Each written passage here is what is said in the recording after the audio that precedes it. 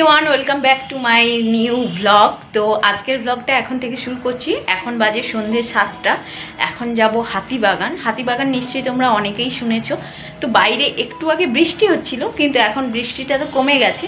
তাই হাতে একটা ছাতাও নিয়ে নিয়েছি। নিচে সবাই চলে এসছে। কে কে এসছে চলো তোমাদের সাথে দেখাবো। আমি রেডি হয়ে গেছি, আর এদিকে ছেলেও রেডি হয়ে গেছে, তাই তো?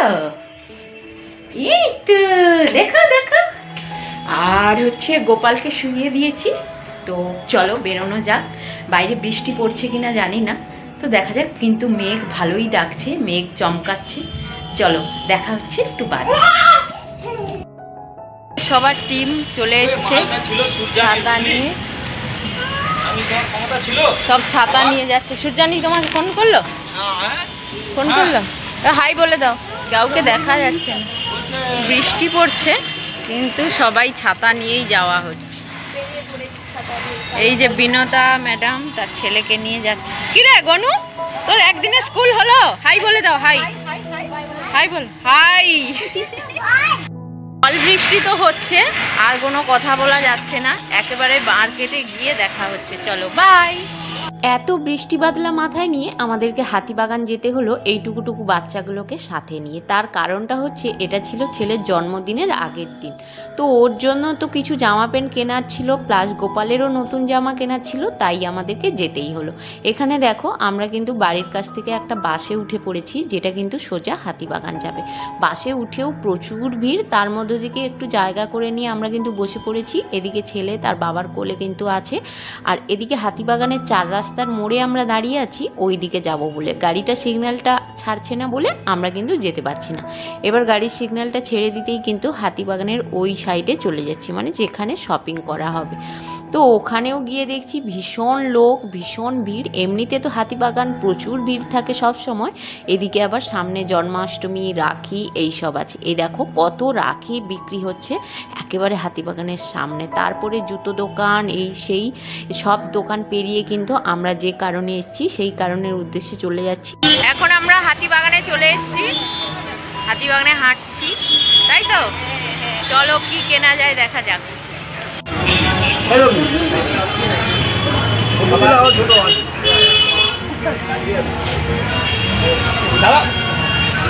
তোমাদের কাছে জিন্সের স্যুট নেই?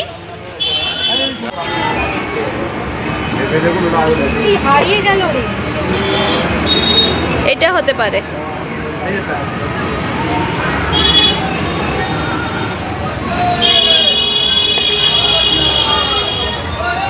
দেখি দাঁড়া একটু এদিকে দেখো।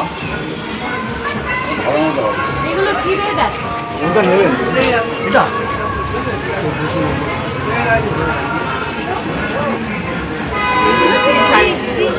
350 টাকা দাম।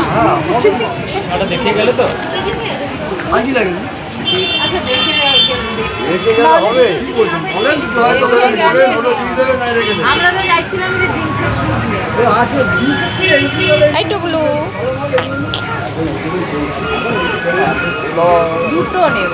আচ্ছা দুটো হবে, নিচে এদিকে আসো। ওই এদের দুজনের ভিডিওটা দেখো, ভালো হচ্ছে।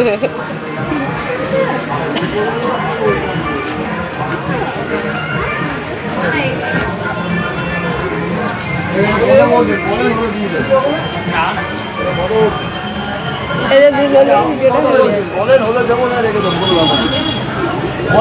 এই যে এরা দোকানিদের সঙ্গে তর্ক করছে। ভালো বাবু গরম হবে, সুতি কাপড় গরম হয় নাকি? এই কাপড় গরম হবে, গরম সব। এটা ঠিক সুতি সুতি। এটা দেখো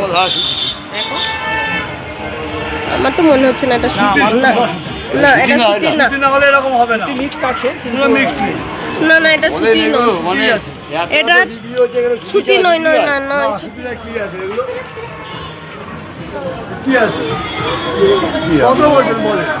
না না সেই কাপড় না, এটা সুতি আছে। কি বলছেন? বলেন হলো দিয়ে দেবো বলুন। এদিকে ফুটের উপরে আমরা জামা কাপড়ের বার্গেনিং করছিলাম, আর ওদিকে গিয়ে দুটো বাচ্চা গিয়ে ঢুকে গেছে জুতোর শোরুমের ভেতরে। তো বাচ্চাগুলোকে টেনে বের করে এনে ওই যে জামাটা দেখছিলাম ওটা নিয়ে নিলাম, কারণ দোকানদার বলছিল ওটা সুতো সুতো, কিন্তু অ্যাকচুয়াল ওটা সুতো ছিল না। ঘরে এসে পরানোর পরে বুঝলাম। তারপরে ফুটের কিছু জামা কাপড় দেখে শুনে ভালো লাগলো না খুব একটা। এখানে আমি চাইছিলাম আমার ছেলের জন্য একটা প্যান্ট নেব, তো সেটা নেওয়া হলো না, ভালো লাগলো না। তার কারণ এইসব বিজিং প্যান্ট দেখাচ্ছিল। তো একেবারে এসব ঝেড়ে ফেলে দিয়ে আমরা কিন্তু একেবারে সোজা চলে গেছিলাম শপিং মলের ভেতরে। তো দোকানদার অনেক কিছুই প্যান্ট দেখাচ্ছিল, আমাদের কিন্তু খুব একটা ভালো লাগেনি আর ছেলের মাপেও হয়নি।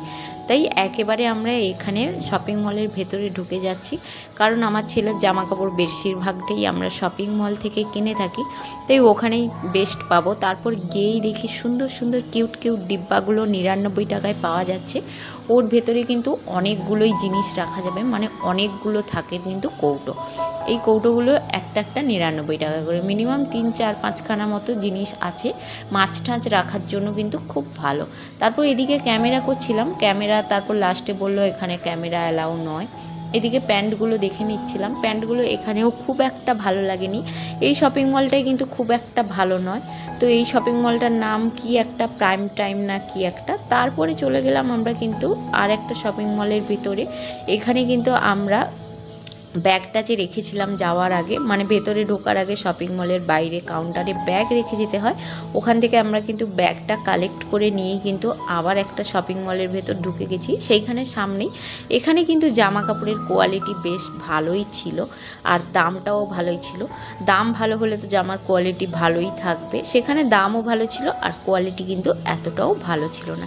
তো এখানে এসেই কিন্তু আমি ফুল প্যান্ট দেখতে শুরু করে দিয়েছি, কারণ আমার খুব ইচ্ছে ছিল ছেলের জন্মদিনে ছেলেকে ফুল প্যান্ট পরাবো। তো সেটার জন্যই আমি ফুল প্যান্টগুলো দেখছিলাম। তারপর দেখলাম খুব দাম, মানে একটা প্যান্ট 700-800 টাকা করে দাম। এত দাম দিয়ে কেনার মতো সামর্থ্য সত্যি কথা বলতে আমার নেই। তাই কিন্তু ওখান থেকে চলে আসলাম। এসেই কিন্তু এই সব জামাগুলো দেখছিলাম। এগুলো সামারের জামা, মানে ওই বিচে টিচে ঘুরতে গেলে এই টাইপের জামা কিন্তু এখন বাজারে খুব মানে এখন খুব চলছে, ট্রেন্ডিং চলছে এই সব জামাগুলো। তারপর ওখান থেকে কিন্তু অনেক কিছুই কিনে নিয়েছি, মানে হাফ গেঞ্জি টেঞ্জি। আর বিনোতাও আমার ছেলেকে একটা জামা গিফট করলো, ওসব আর ক্লিপ নেওয়া হয়নি। তারপর বাইরে বেরিয়ে এসেই কিন্তু বিনোতার ছেলের জন্য কিন্তু ওর 15ই আগস্টের জন্য পাঞ্জাবি কিনছিল, ওটাই কিনছিল। আর এদিকে ছেলে আমার যে জামা কাপড়ের যে কাউন্টার সেইখানের থেকে যাবে বলে চলে যায়। তারপরে বর এখানে খেয়ে নিল ছোলে ভাটুরে। আমাদেরকে খাওয়ার কথা বলেছিল, আমরা খাইনি, বলছিলাম আমরা পাপড়ি চাট খাবো, তুমি খেয়ে নাও। তাই ও একটা ভিডিও করে এনেছিলে, মানে আমিই বলেছিলাম যে ভিডিওটা করে আনবে। তারপরে বিনোতার ছেলের জন্য এখানে জুতো কেনা হচ্ছে, জুতোটা দেখছে ওর মা। ক্যাজুয়াল ফর্মাল আর আলাদা কিছু, মানে এরকম সুতো সমেত থাকবে আর এরকম চিট দেওয়া সেরকম হবে না। তো এত ছোট বয়সে এগুলোই চলে। দেখি বাবা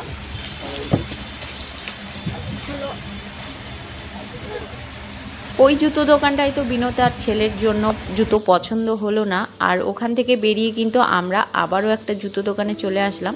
সেখানে এসে কিন্তু ইলাইট বলে জুতো দোকানটা, সেখানে এসে কিন্তু জুতোটা বেশ পছন্দ হলো। আর এদিকে বাচ্চাগুলো কিন্তু জুতোর শোরুমের ভেতর ঢুকে কিন্তু উদাম নাচা শুরু করে দিয়েছে, আর র্যাক থেকে জুতো নামিয়ে কিন্তু পরা শুরু করে দিয়েছে।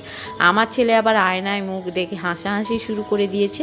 তারপর বিনোতার ছেলেকে চেয়ারের মধ্যে বসিয়ে দিয়ে কিন্তু জুতো ট্রায়াল হচ্ছে, মানে জুতোটা ঠিকঠাক পায়ে হচ্ছে কিনা।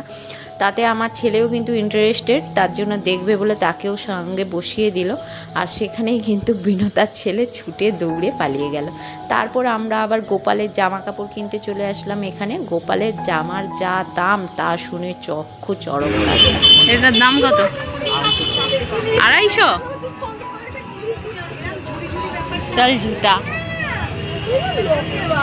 ঠিক করে গোপালের জামার দোকানে আমরা কিন্তু টার্গেনিং করে 250 টাকার জামাকে 150 টাকায় এনে কিন্তু জামাটা, ওই ব্লু কালারের জামাটা যেটা দেখালাম ওটা নিয়ে নিলাম। আর সঙ্গে কিন্তু গোপালের কিছু গয়নাও নিয়ে নিলাম। গয়না জামা কাপড় নিয়ে কিন্তু চলে আসলাম পাপড়ি চাট খাবো বলে। এসে দেখি কিন্তু পাপড়ি চাটের দোকান একেবারে বন্ধ। মনে কষ্ট নিয়ে আমি কিন্তু চলে আসলাম আমরা ফুচকা খাওয়ার জন্য। আমরা বলতে আমি আর সুস্মিতা এখানে ফুচকা খাবো বলে দাঁড়িয়েছি। সেই সময় দেখি কাকু এখানে আলু মাখছে, তাই বললাম চলো কাকু, যত সময় আলু মাখছো আমাকে কিন্তু পাতায় করে একটু টক জল দিয়ে দাও, কারণ ফুচকা দোকানের সামনে কিন্তু দাঁড়িয়ে এত সময় ওয়েট করা যায় না। তারপরে এদিকে কিন্তু কাকু টক জল দেওয়ার সাথে সাথেই কিন্তু ফুচকার আলু মাখানো হয়ে গেছে, আর আমার এদিকে পাতায় কিন্তু আলু ফুচকা সব দিয়ে দিয়েছে। এদিকে আমরা ফুচকা খাচ্ছি, সেদিকে কাকু আমার ছেলেকে আর বিনোদার ছেলেকে একটা করে শুকনো ফুচকো দিয়ে বলছে টাকা দিয়ে দিতে। তো এটা কিন্তু লাগিয়েই বলছিল ইয়ার্কি করে, আর ফুচকাটা খেতে কিন্তু ভীষণ মজার হচ্ছিল। আর এদিকে বিনোদা আমার ক্যামেরাটা করে দিচ্ছিল। তারপরে একেবারে বাড়িতে চলে আসলাম, আর কোনো মাঝখানে ক্লিপ নেওয়া হয়নি কারণ খুবই টায়ার্ড ছিলাম। তবে এখানে এসে হাজব্যান্ড তো খাবে না, আমি আর আমার ছেলের জন্য কটা রুটি করে নিলাম।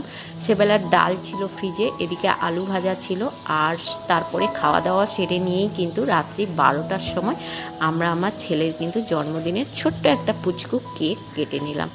তো আগের ভিডিওতে তো তোমরা অবশ্যই দেখেছো। তো আমার এই ভিডিওটা তোমাদের কেমন লাগলো অবশ্যই কমেন্ট করে জানাও। তোমরা যদি ভালো ভালো কমেন্ট করো তাহলে এরকম ব্লগ আসতে থাকবে, মানে ডেলি রুটিন, মানে আমি কি করি আমার ছেলেকে নিয়ে। যদি ভালো লাগে অবশ্যই কমেন্ট করে জানাবে, আর একটা লাইক করতে কিন্তু একদমই ভুলবে না। একটা লাইক কিন্তু আমাকে মোটিভেশনাল 100% যোগায়। তো দেখা হচ্ছে অন্য কোনো ভিডিওতে।